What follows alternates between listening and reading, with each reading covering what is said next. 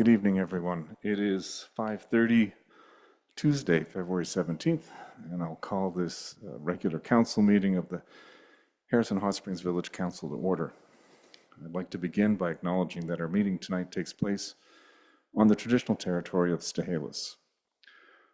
I'd just make a quick note that Councillor Schweinbent sends his regrets to attend our meeting tonight. An urgent matter arose late this afternoon. I spoke with him, so he sends his regrets. There's no public hearing tonight that I'm aware of. We'll move to item 4, introduction of late items. Are there any late items to introduce this evening?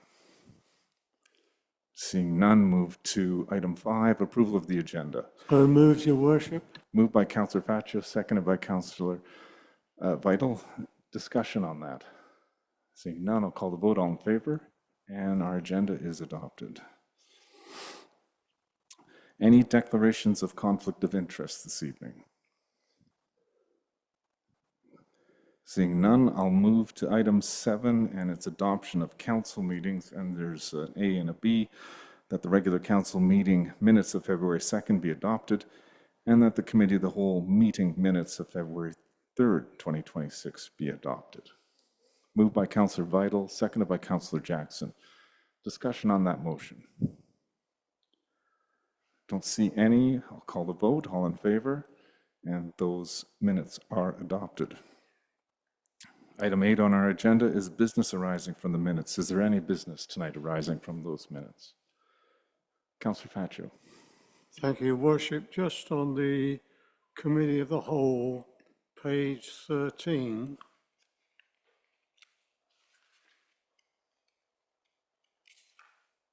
Where's page 13? And Council discussed several road resurfacing and sidewalk constructions. Sidewalk Project 2026 and increase the contribution to the road and sidewalk reserve from 30,000 to 80,000, but it doesn't, I know it's in hand, but it doesn't reflect that the 80,000 was in discussion regarding the resurfacing of a portion of Naismith. I think I'll turn to staff, but I think your question, I think that's a coincidence on the 80,000, but I'll let staff answer because I believe it's CAO or CFO. CAO Cook, please.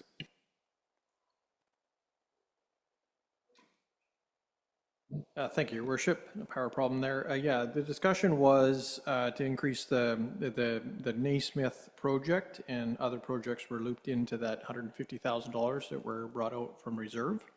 The increase from 30 to 80 was for future projects. But if I may, through Your Worship, to the chair, but the future project was discussed in reference to the Naismith project. Am I correct? Thank you. Naismith was included, yes. Thanks very much. Thank you. Thank you for that clarification. Is there any other matters to raise coming out of those minutes? I don't see any. Delegations and petitions, there are none scheduled for this evening, which takes us to correspondence. Could I have a motion to receive the correspondence listed here as on page 15, please? So moved, Your Worship. Moved by Councillor Faccio, seconded by Councillor Vital. Discussion on that motion. Seeing none, I'll call the vote. All in favor, and that carries. Business arising from correspondence. The Heritage Conservation Act and the matter raised by the City of Kamloops and the encouraging us to sign on to their resolution. I think there's some value in that. I think we're all interested in how the Heritage Conservation Act is going to be updated or amended, and how I think I can use the acronym DRIPA, will inform that and be compliant with DRIPA. I certainly think there's some value in council considering being involved and kept current by the province as that work goes ahead, because there are obviously traditional sites and cultural sites from Stehelas in the village and potentially others. So I would like to have a motion that we sign on to that motion or that resolution and send a similar letter of support. Seconded by Councillor Faccio. Any discussion on that? Councillor Vital. Thank you, Mayor Talon. I noted in the letter that also encouraging other area associations of UBCM to join on. I have a meeting Thursday afternoon with Lower Mainland LGA. I don't have the agenda as of yet, but I certainly think that it will also be up for discussion on our board. Thank you. Any other discussion on the motion? Seeing none, I'll call the vote. All in favor, and that carries. Is there any other business arising from the correspondence this evening? We'll move to item 12, reports from councillors. Who would like to start us off this evening?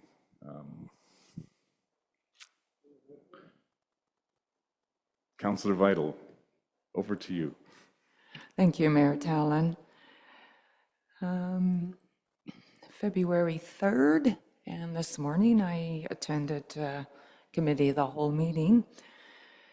February 4th, I attended the Citizens Advisory Council meeting at Mountain Institution, and I do have a few updates.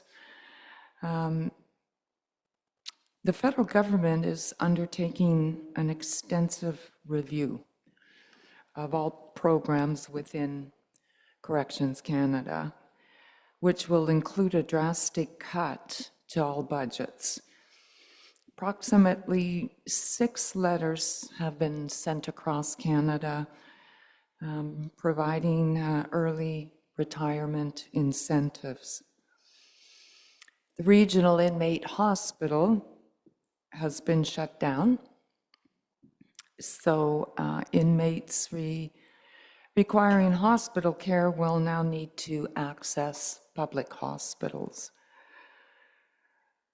I also wanted to take some time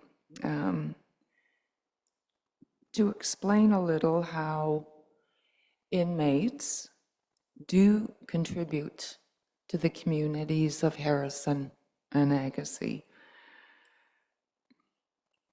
There were donations a few years ago of blanket chests and boxes to Agassiz Harrison Community Services thrift store.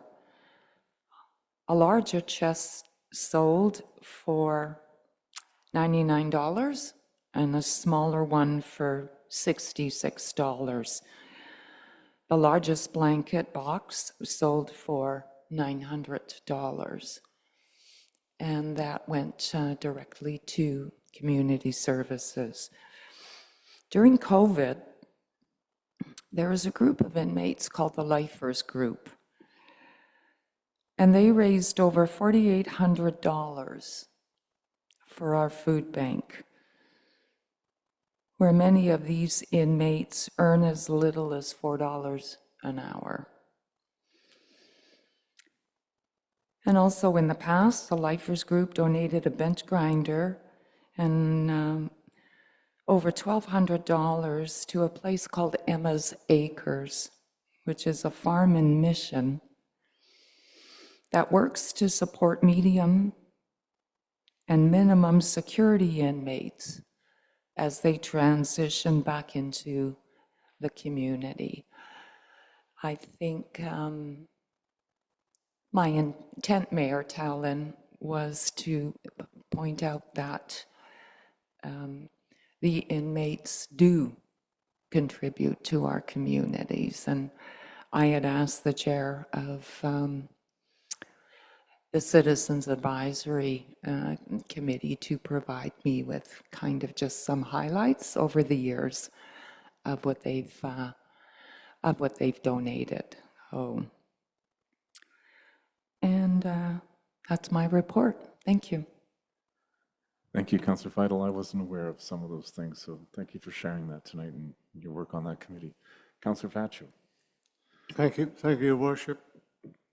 At the regional district meeting on February the 12th, one of the reports which I will leave with our staff is to do with the FERD Rural Transit Needs Assessment and Action Plan that they're going into. The study will consider trip purposes essential for daily living, including access to health and social services, education and employment. The project is undertaken by Left Turn, Right Turn Limited, Transportation Planning Consultancy. Public engagement will be delivered in 2 phases. Each phase is anticipated to occur over approximately 3 weeks. However, opportunity to provide input will be available through the project engagement will be delivered primarily through digital methods. Have Your Say project is their page. The first phase of engagement focuses on understanding the current transportation needs and challenges of rural and remote communities across the Fraser Valley, including the municipalities of Hope, Harrison, and Kent, as well as many communities and First Nations within the FERD electoral area. And the phase 1 engagement period will run from February the 23rd to March the 13th. Engagement activities will include a public survey with paper and phone options available. So that's what's happening with their study from the regional district. And I will, I think something that we've discussed in the past is to bring back winter weekend services and increase services. Their 4th quarter update, and this will be of some interest as it's coming up later in the agenda. Administration, 58 sets of agendas and minutes issued, 29 committee board meetings, 21 FOIs, 4,656 pages reviewed. Environmental services, 1,108 child care seats were collected and recycled as part of their program. The facilities and community use, 21,312 total facility visits across all Hope recreation spaces and drop-ins. Planning and development, there was 7,809 building permits. Value, I don't know what the value was. Oh, sorry, the value was 7,809,000. 203 inspections and 25 building permits. Integrated planning completed a 2025 Parks and Trails user survey. The information gained will be used to inform development of parks and trails. Continued public engagement is planned for 2026. And in the engineering utilities, Q4 total water produced 194,085 cubic meters, and total wastewater treated was 38,915 cubic meters. And that's some of the highlights of the 4th quarterly report from the regional district, and that's the end of my report. Thank you, Your Worship. Thank you, Councillor Pacho. Councillor Jackson. Thank you, Worship. I attended the Committee of the Whole meeting on February the 3rd. That was an all-day session, which was excellently done, and most of the topics are on Council agenda tonight to move them one step forward. And I was at the Committee of the Whole meeting this morning, and I'm looking forward to this meeting. Thank you. Thank you, Councillor Jackson. Item 13 is reports from Mayor. Although it has been busy with Committee of the Whole meetings, I only attended one committee meeting, which was the Environment Committee on on February, I believe it was the 13th. So a short meeting, and yeah, I share your views that the committee of the whole meetings were, it was a full day, a long day, but a very good day with excellent discussions and I believe some good direction that keeps the village's finances in good shape. That takes us to item 14 on the agenda, which is reports and minutes from committees and commissions. There's the first one, adopted minutes be received for information. That is the Environmental Advisory Committee meeting minutes of December 17th. Can I have a motion to that effect, please? Moved by Councillor Jackson, seconded by Councillor Faccio. Any discussion on that? I'll call the vote. All in favor, and that carries. 14B is a report from our corporate officer. So I'll turn it over to you, corporate officer. Thank you, Mayor Tallon. On page 21 of your agenda package is a report from the Environmental Advisory Committee's most recent meeting. They met on February 11th, 2026. They've begun preparations for Earth Day in May, which is currently scheduled to take place from 9 a.m. to 12 o'clock noon on Saturday, May 2nd, here at Memorial Hall, so save the date.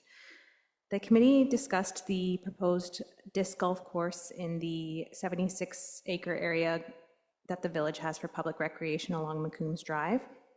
This proposal is contained within the village's current resort development strategy as part of RMI funds. The committee noted that the environmental impacts of a disc golf course in the area are unknown and have the potential to vary widely depending on the design of the course.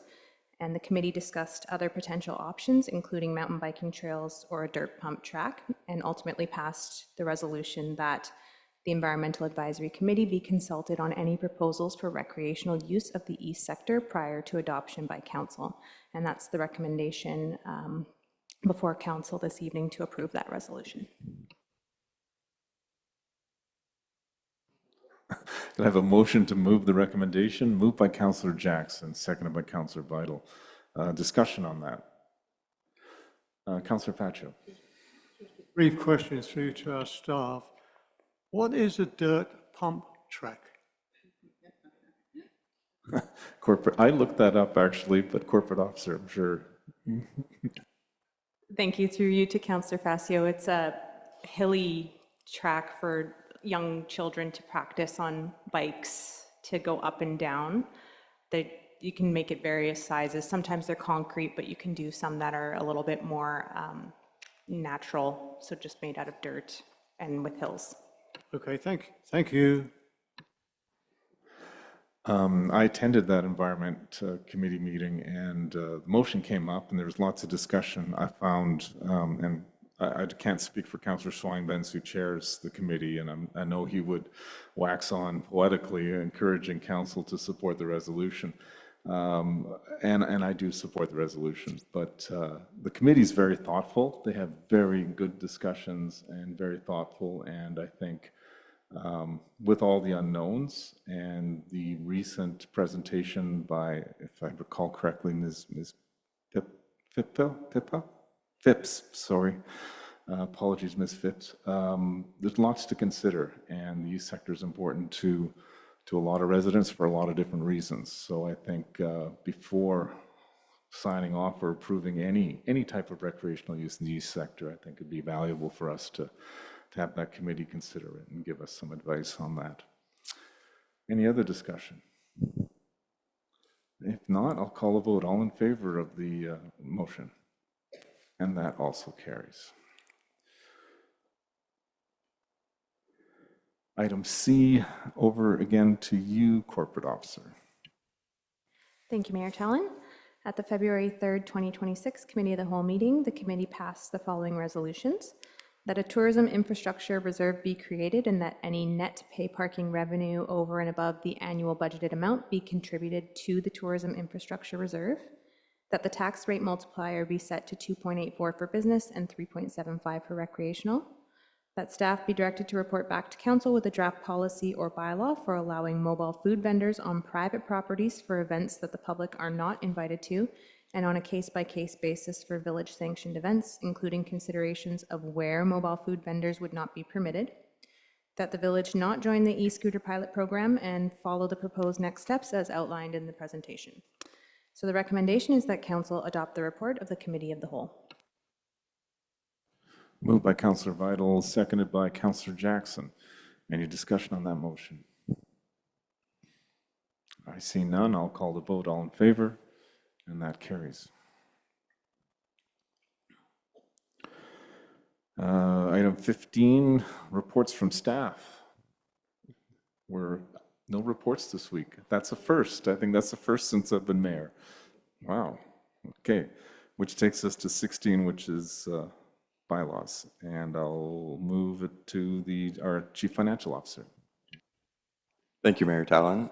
I'm here tonight to request that the 2026 to 2030 financial plan bylaw be given first, second reading, and then that staff are able to move forward with a public open house to gain public feedback on the plan. On February 3rd, staff presented the draft plan to council at a committee of the whole meeting, and based on council feedback at that meeting, there were a couple changes made to the plan that's in front of you tonight. $150,000 budget was added for road and street improvements. That's funded by General Reserve. And then an additional $50,000 will be contributed to the road and sidewalk reserve, funded by taxation. So basically that goes from 30,000 contribution to 80,000 contribution. Based on the community charter, of course, council must adopt annually a 5-year financial plan, and council must undertake a process of public consultation regarding the proposed plan. Accordingly, staff would like to schedule a public open house February 24th to answer questions from the public and gain public feedback. The public also has the opportunity to provide additional feedback anytime through written correspondence with the village office. And there is also a survey available at getintoitharrison.com. It's available now, and it will be until I think February 24th, so the public can give some feedback. And then staff will compile all of the feedback we received and present it to council at the meeting on March 2nd. Accordingly, the plan is attached for council's consideration here. So the three recommendations tonight will be that the 2026 to 2030 financial plan bylaw number 1237 2026 be introduced and given first reading, and that the 2026 to 2030 financial plan bylaw be given second reading. And finally, that public consultation of the 26 to 2030 financial plan take place at an open house to be held on February 24th, 2026 at the village office. Thank you. Move first reading, Your Worship. First reading moved by Councillor Fascio. All in favor? Oh, I need a seconder. Sorry, not committee of the whole. This is, first. Seconded by Councillor Jackson. You're on it more than me tonight. Seconded by Councillor Jackson. We don't have discussion, so all in favor? And that carries. A motion for a second reading. Moved by Councillor Vital, seconded by Councillor Jackson. Discussion. I have a question. And I know we've talked about this lots in committee of the whole, but I continue to look over a few things. And one of our chief financial officer could answer. I'm looking on page 33 of the agenda package, page 2 of a spreadsheet, and I'm looking in particular at the administration costs. And what drew my attention is the variation in legal fees from year to year and what's been budgeted for 2025. And I'm wondering if there's a bit of an explanation for such a large variation and perhaps why the amount of 30,600 was budgeted for, or 31,000. I'm just seeing large variations, and just if there's an explanation. Yes, thank you, Mayor Talon. The budget of 30,000 is what we've kind of baselined each year. In the past, that had been adequate. As you can see, the last few years, it was not, but we're hoping to get there again. In 2025, I can give you a couple examples of the items that contributed to the legal costs. It's basic legal proceedings, FOI-related costs, contract and agreement reviews, some Heritage Act considerations. So that's added up to the number you're seeing in there. It looks to me like there's some fairly large numbers buried in that. The preliminary actuals of 95,000 in 2024 was even larger. I'm hoping the budget, the 31,000, is sufficient. Do you have knowledge if the 30,000 roughly pre-23 would be a reasonable amount to expect? Or maybe my question is really, how did you come to the 31,112 or 212 that's in the proposed budget as a good target for legal fees this year? Yes, thank you, Mayor Talon. Again, that was kind of a baseline we used in previous years, and it did work. I know that when I began in 2022, legal fees were sitting at between 10 and 15,000 a year. Of course, it does vary depending on what's happening. So 30,000 was an adequate budget. It would appear, based on the last couple of years, that it might not be, but we try to avoid the big swings in the budget to swing taxation. So. Well, okay, that answers my question. Let's hope we don't have unexpected matters that arise that require lots of legal fees. Any other discussion on the motion or on the budget? Councillor Vital. Thank you, Mayor Talon. I want to refer page 29, table 1, which indicates 2026 funding sources. And I note under grants and donations, 53% of our revenue. So it's clear to me that our successful grant applications are a primary source of village revenues. So I want to take the time to commend our staff on their continued diligence on researching and searching out applications for available grants, because without the assistance of these grants, our residents would be facing some pretty steep financial taxation increases. Not a question at all, just a comment. Thank you. Thank you, Councillor Vital. Yeah, it is a reality for the village. I think that large number is in part made of the Dike project funding, I think, and I see nods from our CFO on that. But certainly there have been other grants that we've taken advantage of to contribute to these to costs of operating our village. Any other discussion? Seeing none, I'll call the vote. All in favor? And that gets second reading.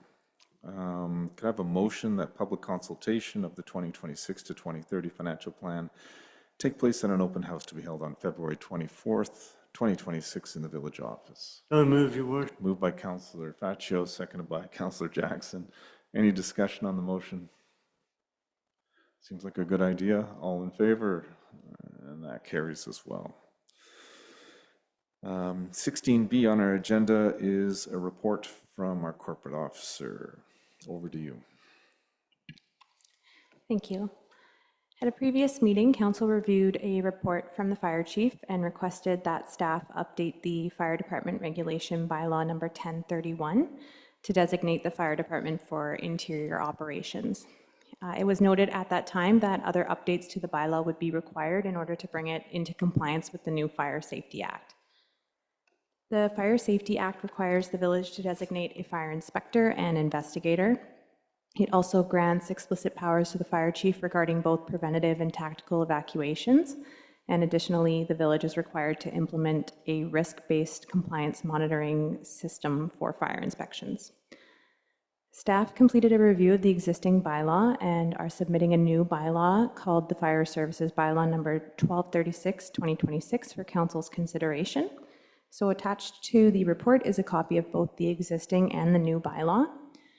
Compared to the existing bylaw, some updates include new definitions, removing outdated references, of course, changing the level of service to interior operations, incorporating provisions for risk-based compliance monitoring, and allowing for fire safety assessments, fire safety plans, and pre-incident plans, all of which are important elements of fire prevention and response, especially for an interior operations department. On page 40 of your agenda package, you'll see there's a table as well that just outlines the differences between the previous act and the new Fire Safety Act, which I believe hasn't been updated since 1979. There's an associated policy, number 1.27, which establishes the frequency with which public buildings will be inspected. With the shift in the legislation to the risk-based compliance monitoring, the new bylaw requires the fire inspector to establish the frequency based on several factors in keeping with the Act and the fire code. It's recommended that if the updated bylaw is adopted, that the policy be rescinded. And so maybe I'll split the recommendations up. The first one this evening is that Fire Services Bylaw number 1236, 2026 be introduced and given first reading. Moved first reading by Councillor Vital, seconded by Councillor Faccio. All in favor? And that carries. Can we take second reading alone, please?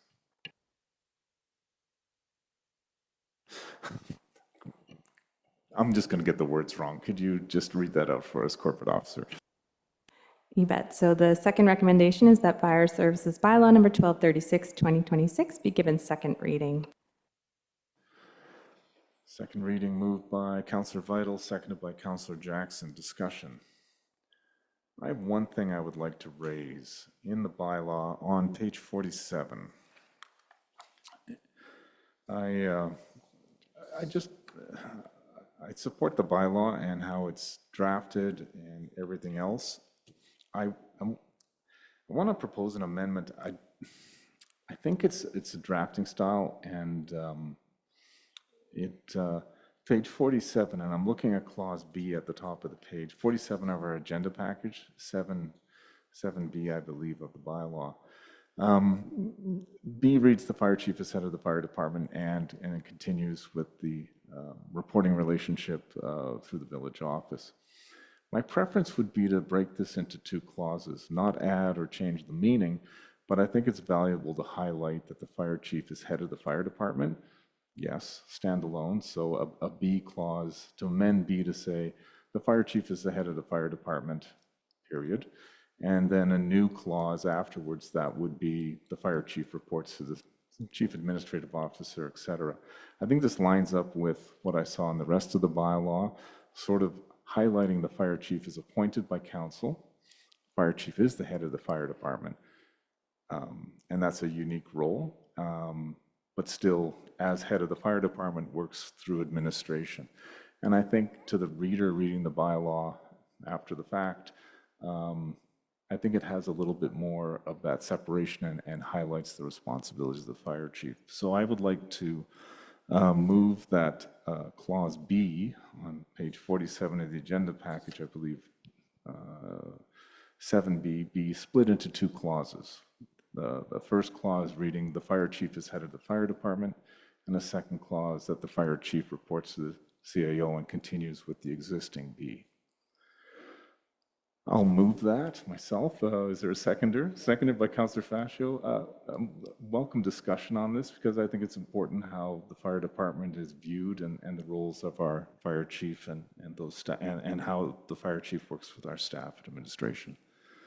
Any discussion on that motion? Oh, I see Corporate Officer. Thank you. I just wanted to highlight that the wording for that section does come from the previous bylaw as well. It is worded a little bit differently, but the latter part there, reports and down to budget, is from the previous bylaw. I also forgot to mention that our fire chief is attending by Zoom in case you do have any questions, so my apologies. Welcome, Chief Janess. Do you have any reaction to the motion? Perhaps I'll ask straight up because you're probably, and looking at the CIO, the two parties that are, excuse me, highlighted in these clauses.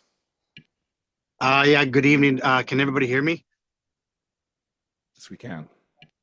Perfect. Sorry I couldn't be there tonight. I'm been stuck in traffic for the last hour. So yeah, no, I don't have any concerns with the motion being put forward by yourself. I guess the wording could be interpreted either way. After reviewing it with the CO prior to the February, I think it was the February 2nd council meeting, and then kind of looking at it again. Yeah, it's interpretation of the wording, but I have no concerns with how you put forward the motion for the new wording. Thank you, Chief Janess. Any other discussion on the motion? Councillor Vital. Thank you, Mayor Talon. Through you to Chief Janess. Just a question that, given all that members are trained for interior operations, are you going to have to look at, in consultation with staff, about reassessing mutual aid agreements with our neighboring municipalities? And if so, do you anticipate then, because of the ability for interior operations, that our fire department could see an increase in call volume because of mutual aid? Thank you. Excuse me, I've got a frog in my throat. CAO, or over to you first. Yeah, thank you, Your Worship. Sorry, Curtis, I'll let you chime in after the fact, but there was a motion from the previous, previous council meeting to look at the mutual aid agreement with the District of Kent, and once this bylaw has been adopted, then we can look at how that will impact that. Curtis may have something else to speak to. Yeah, so I looked at the MOU today. In there's nothing that I believe needs to be changed. The way it's been kind of processed the last couple of years is, if we have a structure fire and we need Agassiz to come out, we just get dispatched to call them out for us, and that works the same way if Agassiz needs us. I don't see it changing or making it difficult. It actually makes things easier if our fire department and Agassiz are trained to the same level.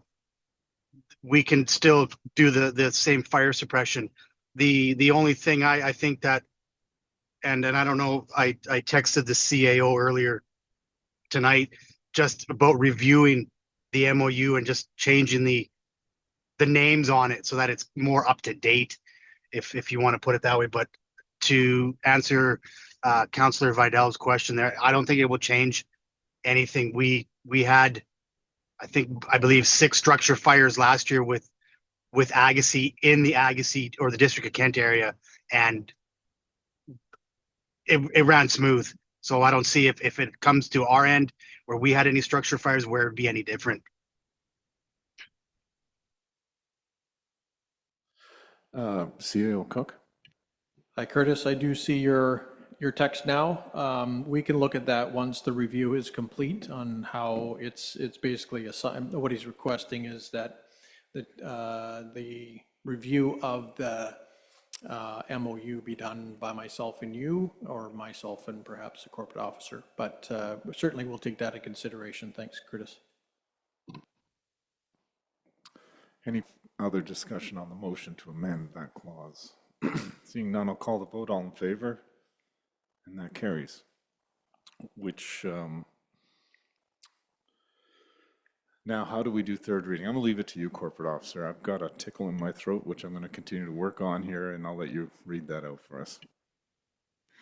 No problem. So the next recommendation there would be that Fire Services Bylaw number 1236, 2026 be given third reading as amended.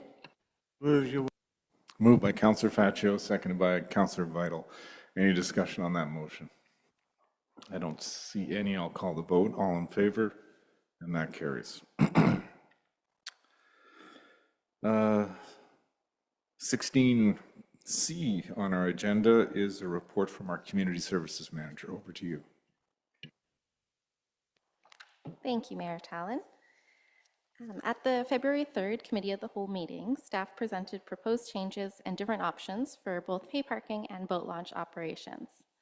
Council provided feedback, which was reviewed in conjunction with the Village's 2022 Parking Master Plan, the Pay Parking What We Heard report, and extensive research. Thank you to everyone in the community who participated in that survey. We've just compiled a summary table that you'll see below. So the proposed bylaw has no change to the pay parking season, leaving it May 15th to September 15th. There are some proposed changes in the time, as it previously had been in effect between 6 a.m. to 7 p.m. every day. There's also a proposed first 4 hours free for accessible stalls with an accessible hanging decal. There is also a proposed resident parking pass for $100 for 4 hours of parking each day, Monday to Thursday.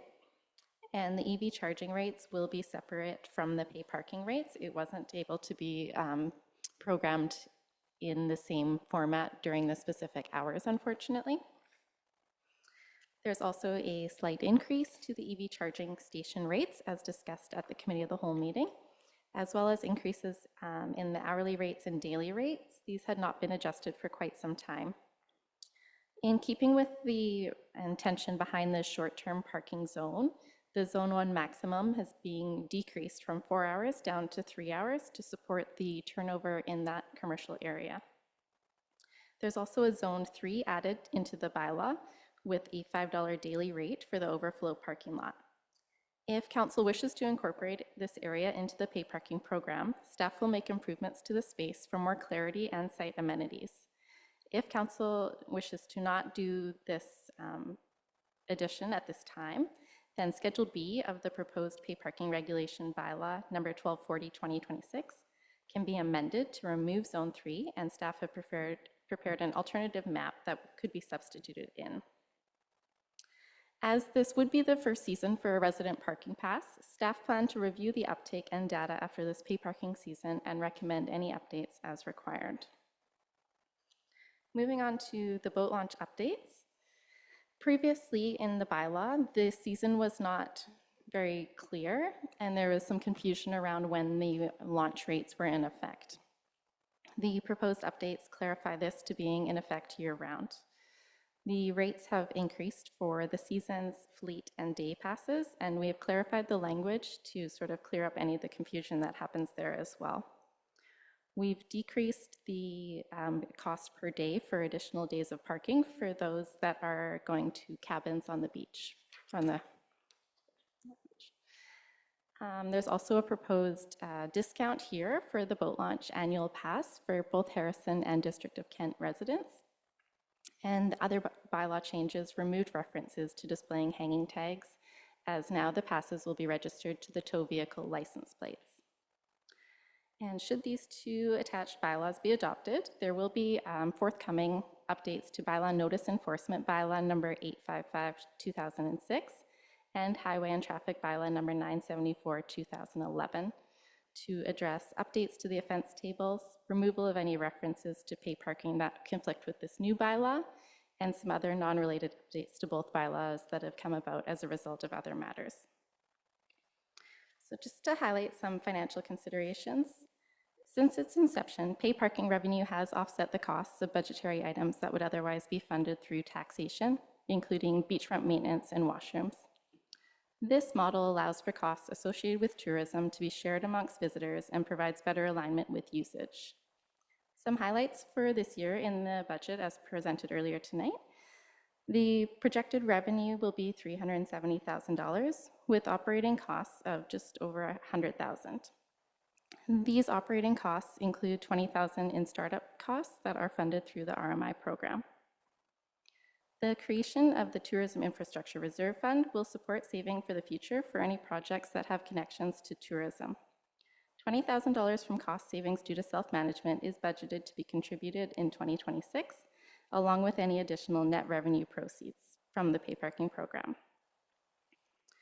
And then for the boat launch in 2025, boat launch operations shifted to a new contractor and included the addition of a concession space. Boat launch pass rates have not been adjusted since 2020, and the proposed new rates are reflective of the increased operating and maintenance costs over time. So we have a few recommendations. I'll take them one by one. So first is that pay parking regulation bylaw number 1239, 2026 be given first reading. First reading is moved by Councillor Vital, seconded by Councillor Jackson. All in favor? And that carries. Can we do second reading alone, I think? Yes, I think there's going to be discussion. So Community Service Manager, the recommendation. Thank you, Mayor Tallon. That pay parking regulation bylaw number 1239, 2026 be given second reading. Move, Your Worship. Moved by Councillor Faccio, seconded by Councillor Jackson. Discussion. Sensing we're going to have a fair bit. I've got a couple of things as well. So we'll start with you, Councillor Faccio. Page 62, just a question.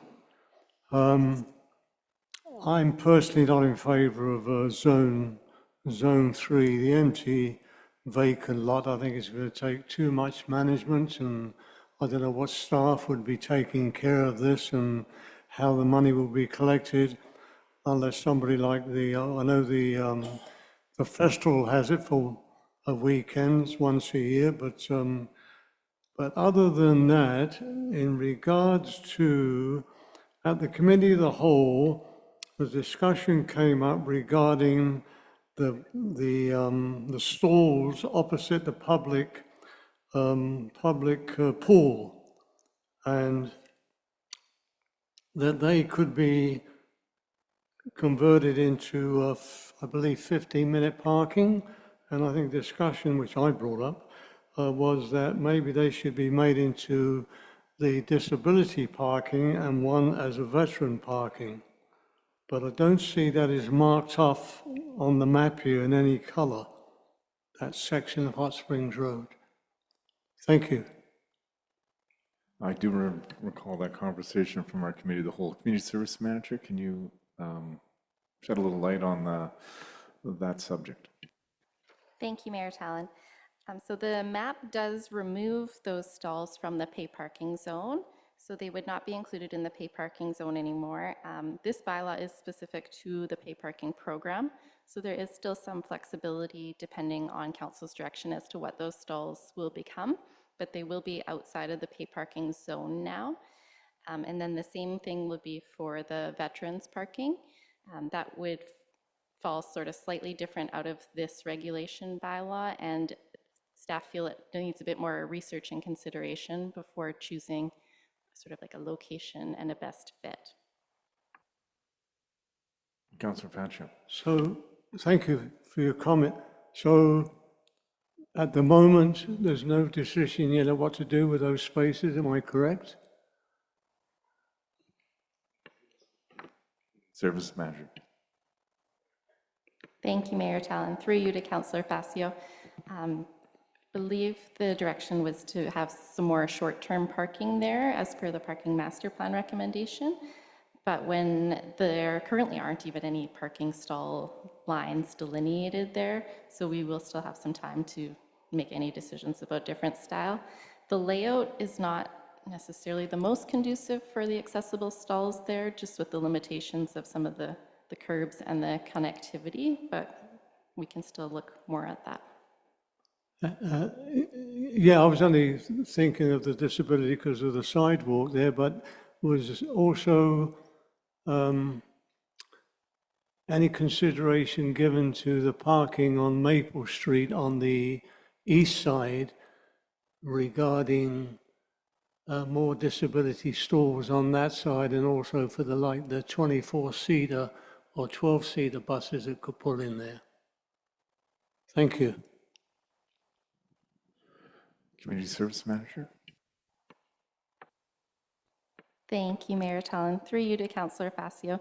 The accessible stall locations are separate from the pay parking, so those staff can sort of continue to look at it any time and monitor sort of usage and demand, and then look to either shift locations or add more.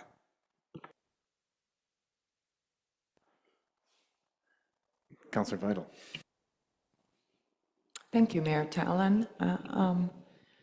Through you to staff, on page 61, you indicated the resident parking pass. I just want to make sure that, for clarity, that $100 would be for the whole year during the paid parking season. Is that correct?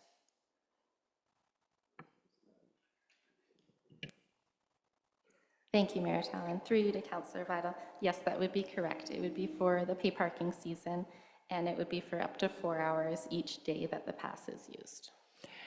And how would we implement it? Like, would like a resident register their license plate or something here at the office, and that would go into the whole paid parking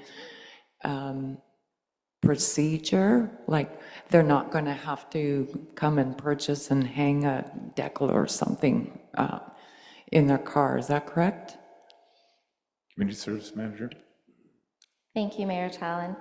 Yes, it breaks it down a little bit in the bylaw description, but just to sum it up, they will need to prove proof of residency at the village office to purchase a pass, and it will be linked directly to one license plate.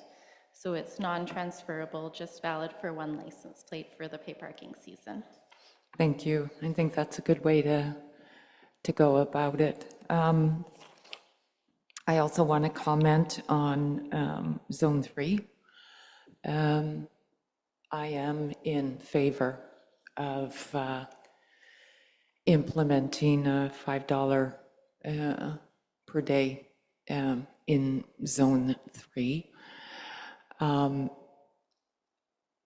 I think that we should also look at eliminating that on some of our special events here. I'm, specifically thinking of Sasquatch Days, where participants will use the overflow parking for camping and whatever. But I would very much be in favor of on other regular days during the parking season, charging $5 per day. Thank you.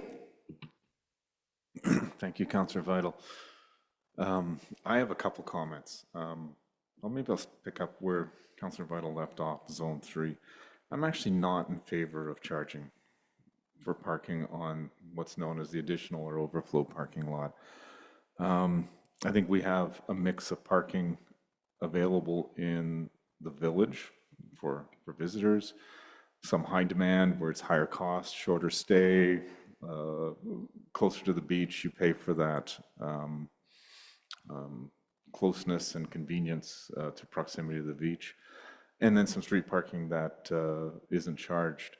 I worry about the overflow parking. It's not a revenue question so much for me as I would like it used before visitors park on the street in that neighborhood around there. And I don't want to create a disincentive.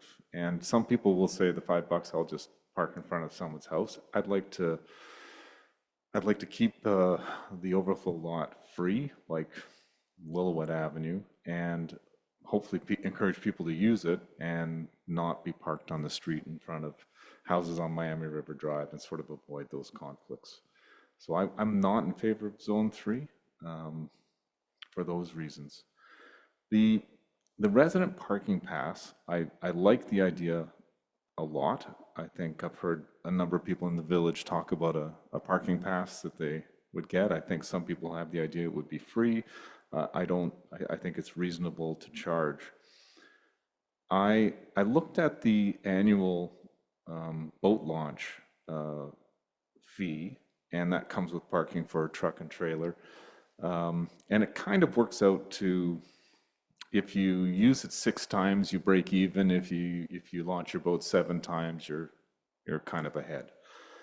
Applying sort of a similar rationale to the resident parking pass for 3 or 4 hours or so, back of the envelope calculation for me would suggest sort of a fee between, well, say approximately $75 for a parking pass would have that symmetry with the boat launch. For you use it about 6 times, you break even. If you use it 7 times, you're ahead of the game. And I would like to see the resident parking pass just drop to $75. And I know we didn't get a chance to talk about some of these details in Committee of the Whole, so we can do it now. So lots of discussion. I like the discussion. I think we should just move a couple things and see what happens on the vote and go from there. Any other discussion before we maybe put some motion? Yeah, I think so, yeah. Yeah, so amendments to the amendments to, yeah. Councillor Jackson, any comments on this before maybe we start trying to put together a couple motions? Yes, thank you. My only comment would be that I would leave it at $100 if it included Friday, Saturday, and Sunday. I'm not too sure why we're limiting the people who live in Harrison from Monday to Thursday. We all going to the post office, matter of fact, on a Sunday or a Saturday is a real challenge. You know, that would be for me anyway. I'd like to see it go for the whole week. And I'd be amenable to $75 also. Okay, thank you for your comments. Councillor Vital. Thank you, Mayor Tallon. And I think during our Committee of the Whole meeting, we discussed this thoroughly. And I think it was also brought up that we would try it a bit of a pilot project for a year and wait for feedback from our bylaws officer after this season to determine or to adjust it as needed. I would be in favor of reducing it to $75. Thank you. Thank you all for your comments. Let's start with the Zone 3, whether there will be a Zone 3 on the overflow or additional parking lot. How would we motion to sort of, a motion to remove the Zone 3, how would we word that, knowing this is an amendment to the motion we have on the floor right now? Corporate Officer. Thank you. So what I'm hearing is there's kind of 3 separate issues. There's the Zone 3, there's the price of the parking pass and the time frame of the parking pass. So there's a motion on the floor right now for second reading. I would kind of suggest that we just let second reading, the motion fail, and then it would be second reading as amended by doing this second reading of the bylaw with the following amendment, that with the removal of reference to Zone 3 in Schedules A and B, and then vote on that amendment. And then we can tackle the next one after that. How does that sound? Just so I don't trip up on procedure, if we let the current motion fail, is there anything stopping us from then reintroducing it tonight? We're good to go that way. I think that's a sound approach, and then we can pull these apart one at a time and amend the bylaw accordingly, depending on how we vote. So to have the motion fail, we have to call a vote and then have no one supporting it, I guess, or not have a sufficient number to support it. Is that correct? Make sure we're all on the same page here. So I'm going to say discussion's closed on the motion that's on the floor, which is second reading. And I'll call the vote, all in favor of second reading. None in favor, all opposed, and we are all opposed. So Corporate Officer, how would you, I'd like to take them one at a time because I'm pretty sure there's going to be different votes depending on the issue. Thank you. So the next motion would be that pay parking regulation bylaw number 1239, 2026 be amended to remove all references to Zone 3 in Schedules A and B of the bylaw. Thank you. Any further discussion on that aspect? I don't see any. Sorry, I Sorry. Oh, require a mover and a seconder. oh, of course. Moved by Councillor Faccio, seconded by Councillor Jackson. All right. Any discussion on that motion? I think that was quite clear. I'll call the vote. All in favor of removing Zone 3? 3 in favor, opposed, 1 opposed. So that motion carries. The next item, and I think you've got them sorted out, please. Thank you. So the next item is that pay parking regulation bylaw number 1239, 2026 be amended by reducing the resident parking pass to $75 and maintaining the Monday through Thursday. Okay, thank you. Mover to that motion. Moved by Councillor Vital, seconded by, I'll second it. So we'll get to the full week versus Monday to Thursday and with a subsequent motion. So this is just on reducing the resident seasonal pay parking from $100 to $75. Any further discussion on that motion? Yeah, go. Monday to Thursday, and we'll come up with a subsequent motion right after this about if it's all week or Monday to Thursday. Any other discussion on this motion to reduce the seasonal resident pass to 75? So are you saying just Monday to Thursday and no Friday, Saturday, Sunday? Correct, Councillor Jackson. We'll do with the cost now, and then we'll motion right after this whether to amend it from Monday to Sunday, or leave it Monday to Thursday. Thank you. It's good to be clear on what we're voting on and how we're going through. Any further discussion on the motion to reduce the resident pass from $100 to $75? I don't see any. I'll call the vote. All in favor of reducing? And that carries. And Corporate Officer, a final motion. Thank you. It would be that pay parking regulation bylaw number 1239, 2026, section 4G be amended to change the dates that the resident parking pass is valid for Monday through Sunday. A mover to that. Move that, Your Worship. Moved by Councillor Faccio, seconded by Councillor Jackson. Discussion. I recall we did discuss this in Committee of the Whole, and I think staff made the recommendation they did, knowing that on weekends it's fairly easy for most of the paid parking to be used very extensively. But Councillor Faccio, you made some points about residents wanting to either go to the mail or have the parking pass a little bigger benefit. Go ahead. No, I'm done. If you want to add to it, that's great. I'll repeat what I said at Committee of the Whole. I think it should be for the 7 days for the residents. They do live here. They're part of the community. And for whatever reason, if they want to get up early in the morning and get down to the beach, it's 9 o'clock and have a coffee and then go home. But at least they've got the pass to do it and park for whatever time they wish. Thank you.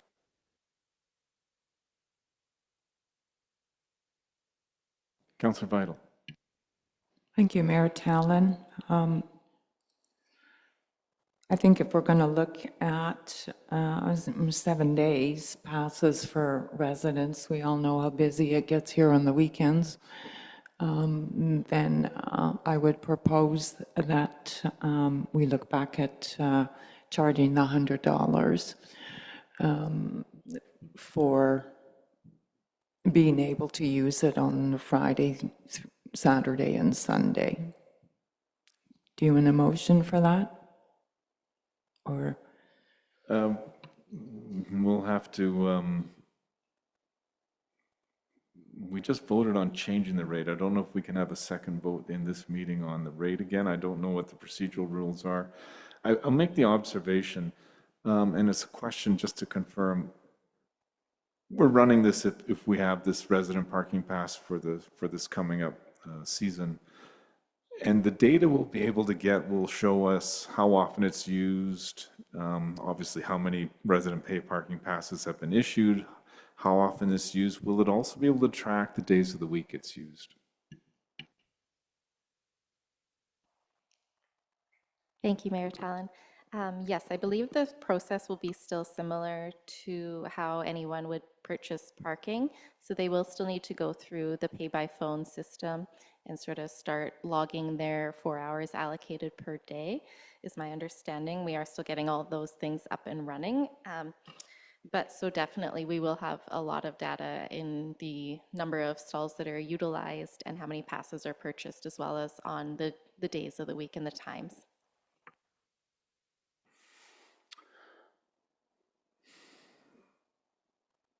I wasn't going to be in favor of the all week, but I know it's sort of the first run, and I think if we had the benefit of a whole year and some data from staff as to how it's used or utilized, I think it might help inform any adjustment a future council might make to this.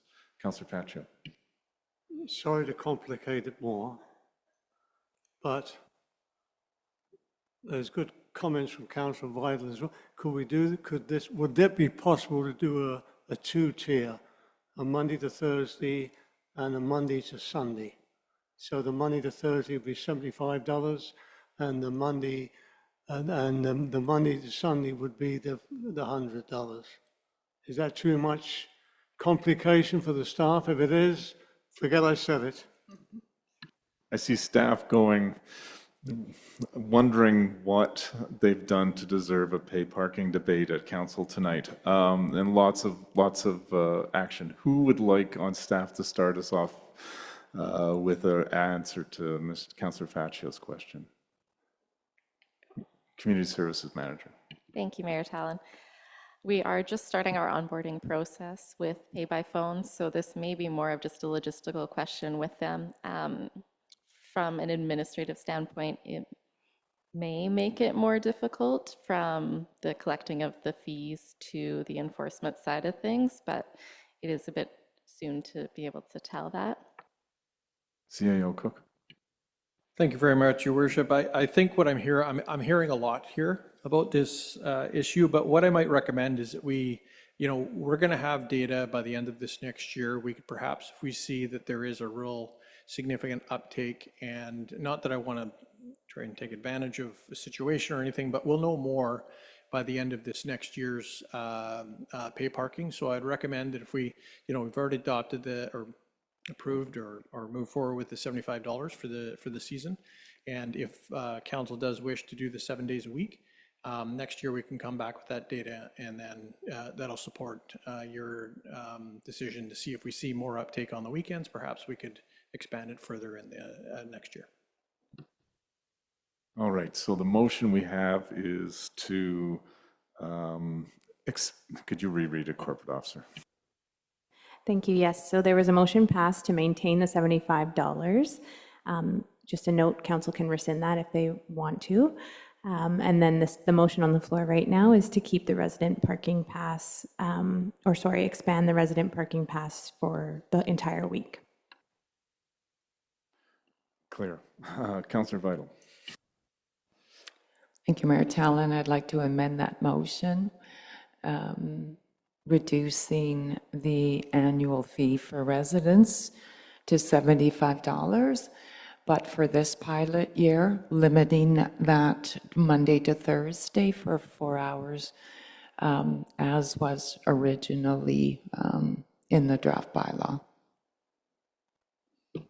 I think Councillor Vital, Corporate Officer, could you clarify, we just passed a motion on the $75 aspect, I think. Thank you. Yes. So in this situation, Councillor Vital, if you're not in favor of expanding it to the entire week, then you would vote against the motion. So the amendment, it can't negate the main purpose of the motion, which is to make it for the entire week. So just some clarification on process for that. Does that make sense? Thank you. So that's the motion that we'll be voting on, the reduction to $75. All right, I'm a little confused here. That's okay. Thank you. Process is good. We're taking this. If I recall, the previous motion, which was supported, reduced the rate from $100 to $75. And now the motion on the floor right now is to consider expanding the days of the week from Monday to Thursday to Monday to Sunday. And then if we want to return to the price and rescind the 75 with this, we can do that after this vote. But this vote is just for the days of the week going to full week instead of Monday to Thursday. Are we all clear? And the motion is to expand it to the full week. All right. I don't see any other comments for discussion, so I'll call the vote on expanding that to all week round. All in favor? Opposed? 3 in favor, 1 opposed, so the motion carries. Councillor Vital, your comment on the $100, did you want to put a motion forward to rescind the 75 and reinstate the 100 for the full week, or I leave it to you? Yes, I'll turn to the corporate officer. The best way to, does that require a separate motion? Then I will move that, I'm not sure how to word it, but given that council has passed the 7-day resident pass, then I will make a motion that we increase from $75 to $100 for a resident pass. Moved by Councillor Vital, seconded by, do we have a seconder tonight? I'll second it because I think there would be good discussion. So I'll second that. Discussion on the motion. I don't see a lot of discussion. I understand, I think, where Councillor Vital's coming from. More days of the week is a bigger value. I would think that I'm really not certain how many resident parking passes will actually be purchased, and once they are purchased, how often they'll be used. So I'm looking forward to whatever information and data is collected by staff, and I think for just the upcoming year, 75 might be an enticement for residents to come out to the beach, and even on weekends and the rest of the time a little more. So I think 75, it's an interesting experiment, and we'll see where it lands. Any other discussion on the motion? Councillor Jackson. Thank you, Worship. You just opened my mind on one thing. Residents coming up to the beach on the weekend, they're going to spend money. They're going to go to the coffee shops. They're going to go buy a sandwich. So they're going to be having economic impact. People coming here and setting up with their barbecues, they'll have a wonderful time, but they may not spend a penny. Residents will. So that's why I'm in favor of the 7 days a week, and thank you. All right, so no, I don't see any further discussion on the motion to rescind the 75 and then change it to $100 for the pay parking pass. So all in favor of rescinding and making the resident pay parking pass a $100 seasonal fee? All in favor of that? 1 in favor, opposed? And I see 3 opposed, so that motion fails. Which takes us now to corporate officer. Help us with the next step with getting second reading through. Thank you. I think at this time you could pass one motion to give it second and third reading as amended. Lose your word. Moved by Councillor Jackson, seconded by Councillor Fascio. Any discussion? We've talked a lot about pay parking, and I've heard from other mayors that pay parking usually involves a lot of discussion. Seeing no discussion, I'll call the vote. All in favor? and that carries. I think we've got the boat launch next, so I will turn that over to Community Services Manager again. Thank you, Mayor Tallon. The first recommendation is that boat launch regulation bylaw number 1240-2026 be given first reading. Is there a mover to that? First reading. Moved by Councillor Vital, seconded by Councillor Jackson. Call the vote. All in favor? And that has first reading. Back to you, Community Service Manager. Thank you, Mayor Tallon. In keeping with the same format, I will just go with that boat launch regulation bylaw number 1240-2026 be given second reading. A mover to that. Moved by Councillor Jackson, seconded by Councillor Vital. Thank you. Discussion on second reading. Well, I don't see any, so I'll call the vote. All in favor of second reading, and that carries. And lastly to you, Community Service Manager, for third reading. Thank you, Mayor Tallon. That boat launch regulation bylaw number 1240-2026 be given third reading. Moved by Councillor Jackson, seconded by Councillor Vital. Discussion on third reading. Seeing none, I'll call the vote. All in favor, and that gets third reading.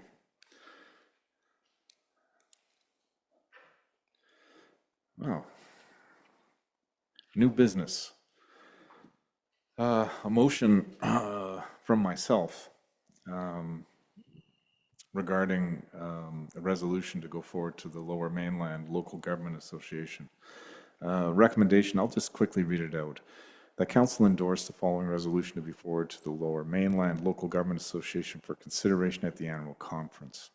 Whereas the recent BC Supreme Court decision in the Cowichan Tribe versus Canada 2025 BCSC 1490 has created significant uncertainty for residents, businesses, and local governments across BC, setting precedents with broad implications while highlighting the absence of modern agreements that clarify and confirm BC Indigenous peoples' Aboriginal treaty rights, including Aboriginal title. And where local governments were not involved in the negotiations preceding the court decision, leaving their interests unaddressed. Whereas modern treaties that clarify and confirm these rights would benefit all communities in BC, therefore be it resolved that UBCM call on the province of BC to pursue the completion of modern treaties with BC's Indigenous peoples that clarify and confirm the treaty and Aboriginal rights, including Aboriginal title, and that UBCM call on the province of BC to commit to consulting affected local governments on draft agreements that might impact the delivery of municipal services, the jurisdictions, authorities, and/or interests of local governments prior to the province of BC considering the ratifications of these modern agreements or treaties so that local government interests can be considered and addressed appropriately. And that's what I'm moving. Is there a seconder to the motion?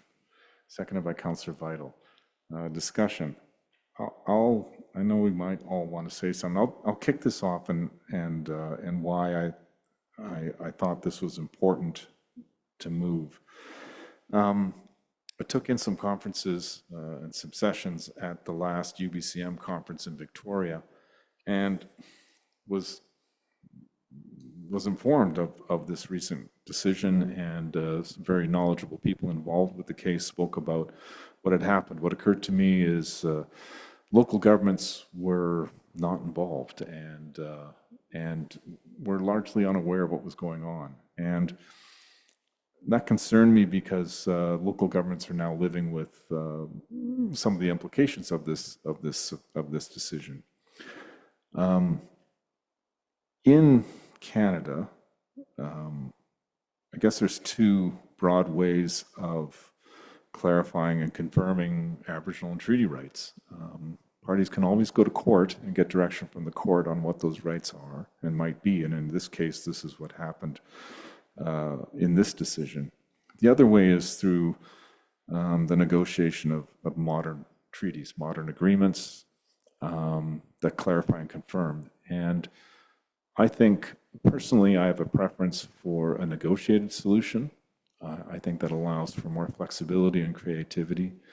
And while I don't want to take away the right of any party to seek direction from the courts on what are Aboriginal treaty rights, I think there's a better way, and that's through the art of negotiation and concluding agreements. And while I recognize local governments are creatures of provincial statute and not a crown, like a province doesn't have the constitutional status of the province or the federal government, and the federal government has the responsibilities for what our constitution refers to as Aboriginal peoples. And the province has a responsibility with the lands and resources to contribute as well and work on those processes, and those are normally tripartite agreements. Local governments do have interests, and in the absence of being made aware of what's going on in their communities, I think they're put at risk, and being made aware of what local interests might be may help conclude those modern agreements and have them more implementable and benefit everybody. So that's why I put this motion forward, and I'm hoping it gets some traction and that we can speak to it at the next Lower Mainland Local Government Conference, and that it gets support there and goes to the UBCM conference. Any other comments or questions from Council on this? Councillor Jackson. Thank you, Your Worship. When I look at this, the major problem is you can't have two titles. You can only have one indefeasible title. And if the way this is worded here, Aboriginal rights including Aboriginal title, well, the problem is you can't have two. You only can have one. And then it's exasperated because we say we're in a territory. Well, the territory doesn't require title because the title is within the territory. So this whole thing that's going on is very, very complicated. The Torrens Act came into this province in 1861, even before it was a confederation. Every title of everybody in this is guaranteed by the provincial government. That's trillions and trillions of dollars. How do they pay for it? So I agree with you wholeheartedly. I'm on your side, okay? I just think that we have to just tweak this last line a little bit and not have in their Aboriginal title. You need to understand what indefeasible title is. It's one, you can't have them both. And I support you 100%, but this is an issue which is going to be topic in the next election. Thank you, Your Worship. Thank you, Councillor Jackson. Any other comments? Councillor Faccio? Excuse me, Your Worship, is that an amendment from Councillor Jackson in regards to your resolution? Not necessarily amendment, just this could go back to staff with the mayor. I have complete confidence in you, just to see if this could be reworded from my point of view to take out the word title. Aboriginal rights, of course, we all want that. We all want reconciliation to go ahead, but this won't cause real problems and let's get to the bottom of it. So can I leave that in your capable hands? I'd like to move this forward so it gets, we have a timely basis. I'll agree to your amendment. I think that's a reasonable amendment, and if you wanted to move that, I would second that amendment. I'll move that, Your Worship.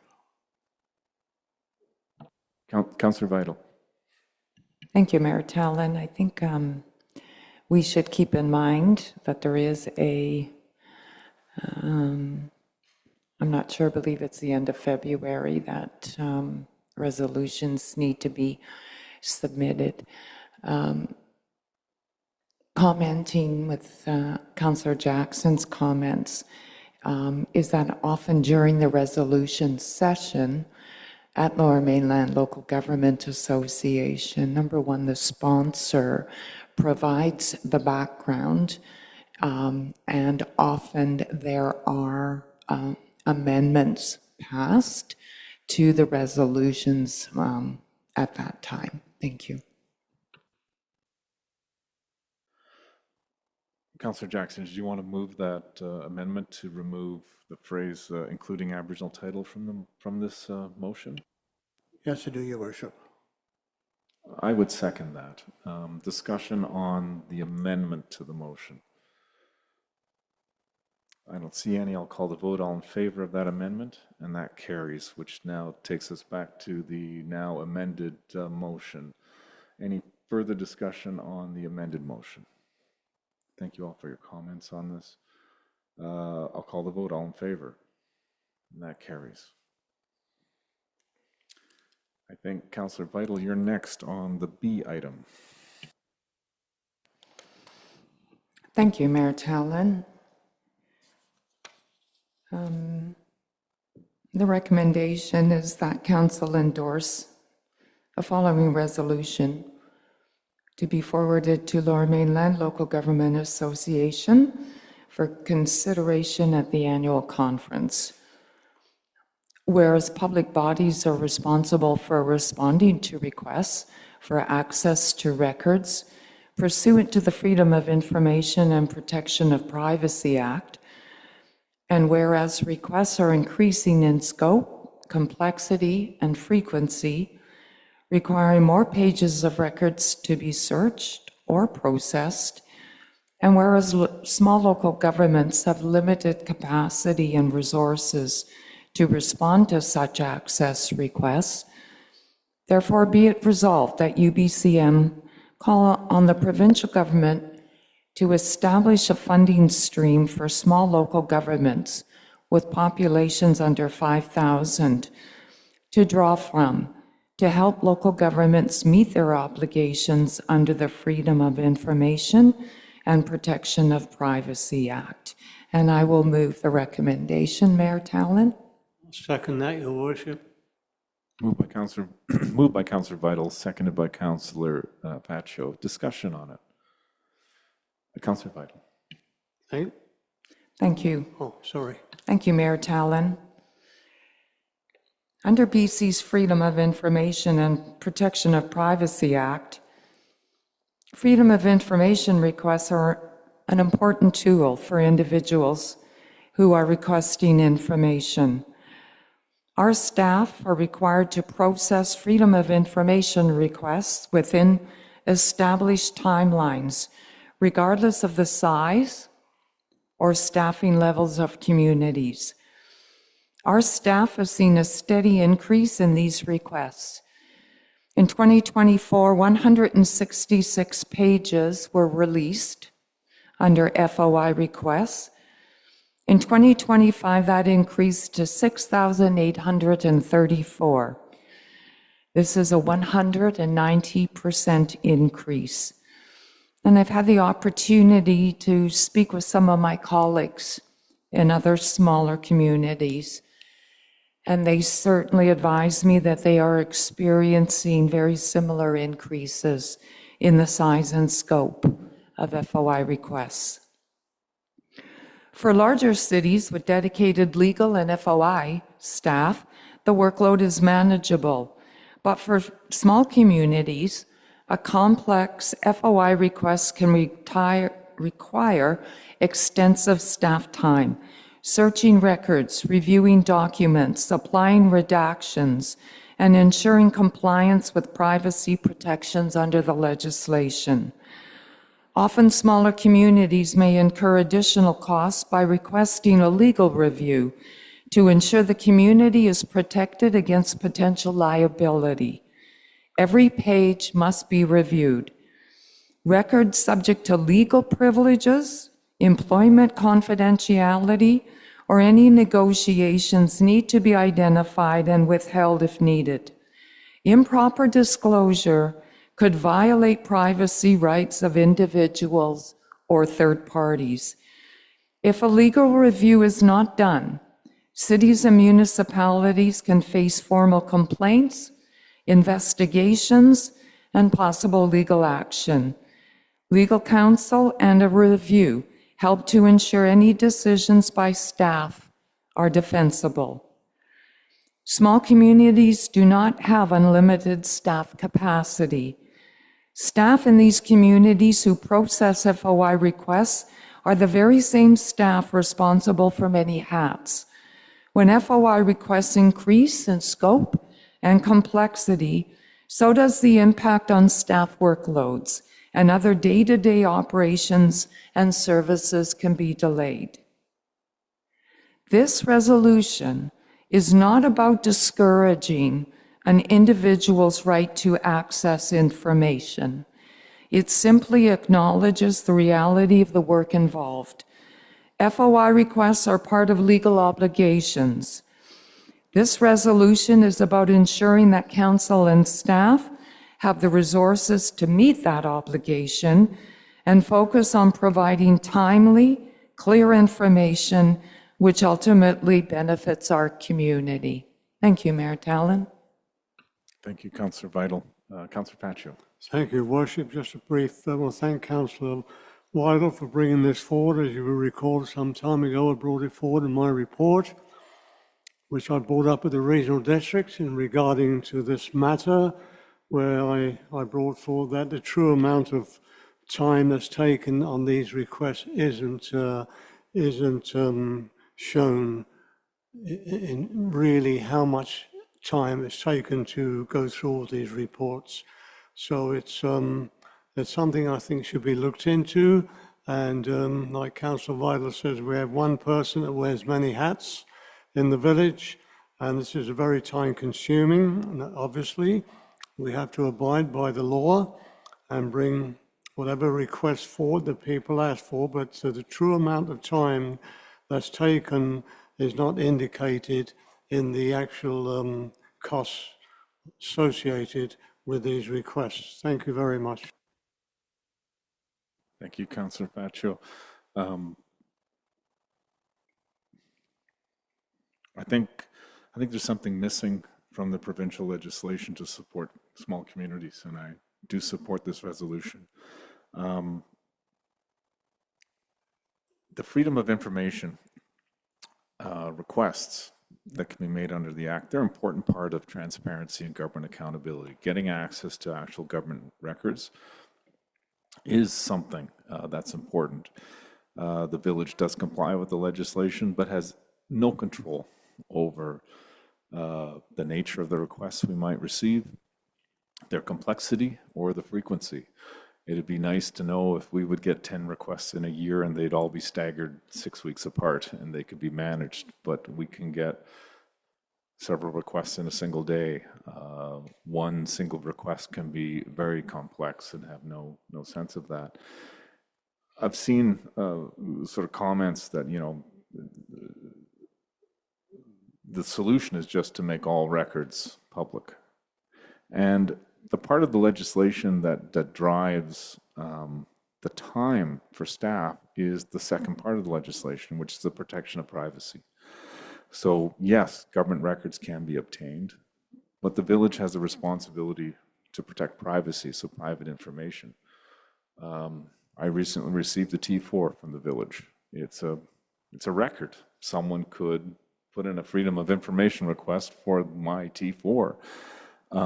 It contains information that, yeah, it's part of the public record, potentially is available under the freedom of information request. But I'd like to make sure that my social insurance number and other personal information isn't made publicly available.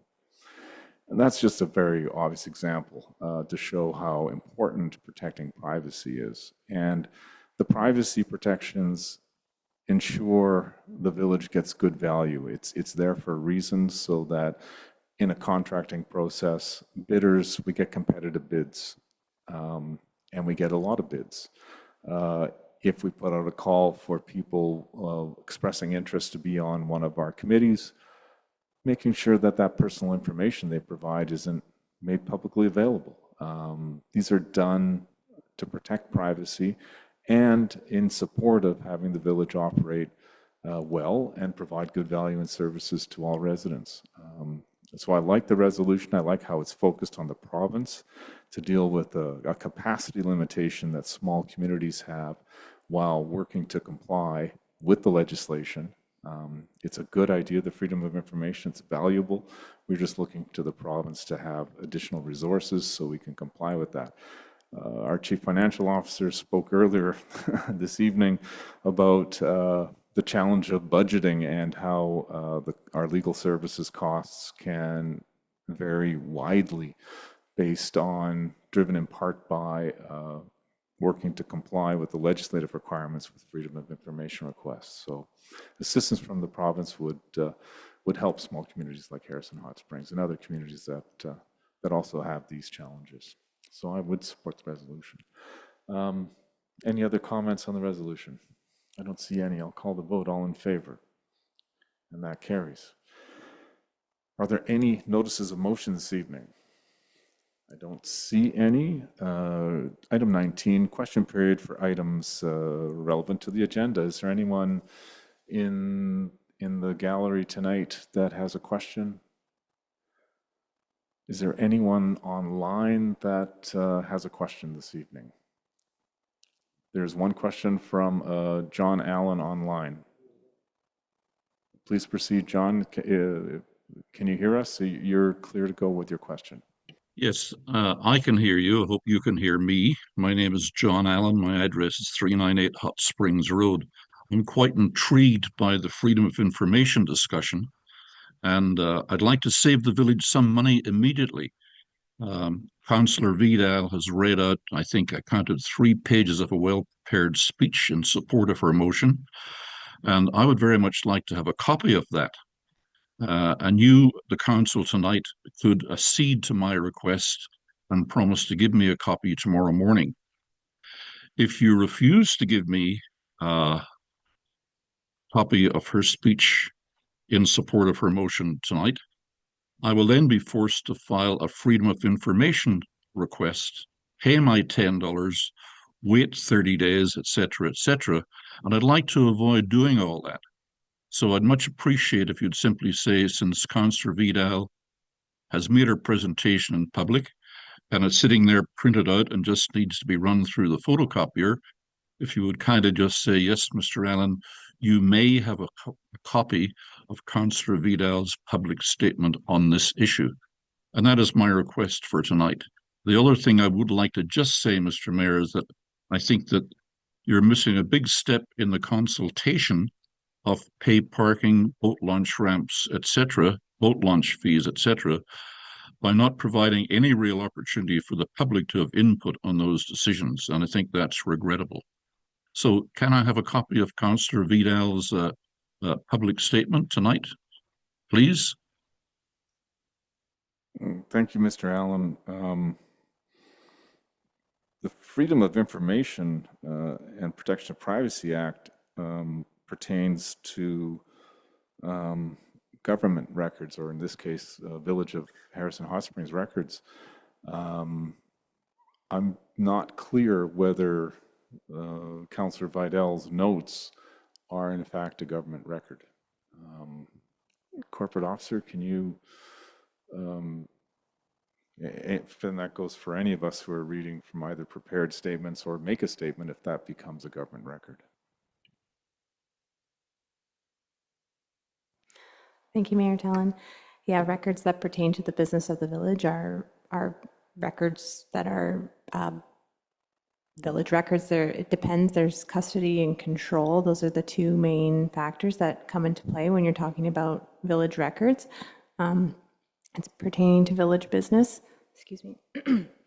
Some records may be disputed. Sometimes elected officials have, they make personal statements at events or something like that, and those aren't necessarily captured under the Act. So it's not exactly black and white, but in this case, it's pertaining to the village of the business, or the business of the village, sorry. Thank you, Corporate Officer. Mr. Allen, I guess your request, is one that has been heard by everyone here, including Councillor Vidal.